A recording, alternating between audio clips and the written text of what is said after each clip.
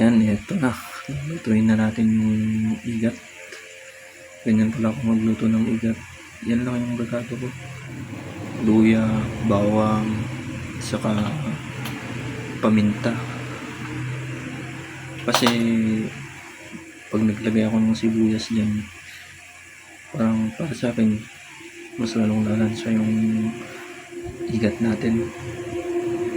Kayo, ano bang gusto lang ginagawa nyo dyan sa igat?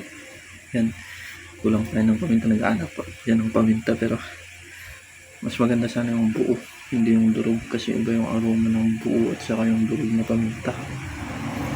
Yan lang, luya, bawang, paminta, at saka yung huli na linagay ko, yung siling haba, yung siling green. Nagdadagdag rin kasi yun ng bango. Pero kung yung iba ina-adobo, sa tingin ko yung ina-adobo yun yung kiwit kasi sobrang lansa yun, madugo pa. At saka yung moray yung igat na galing dun sa dagat, yun malansa kasi yun, kaya yung igat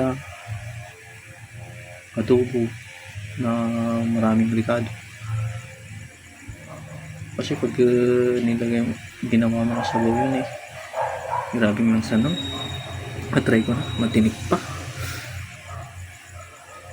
Pero itong igat na to pwede rin dry adobo o kaya ganito. Ako kasi mas prefer ko yung ganito kasi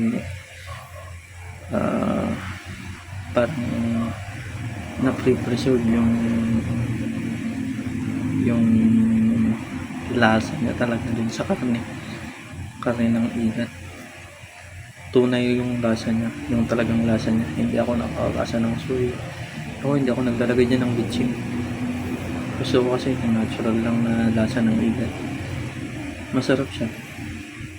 Kaya pag magluto kayo next time, try nyo rin ang ganitong luto ng igat. Sigurado masarap.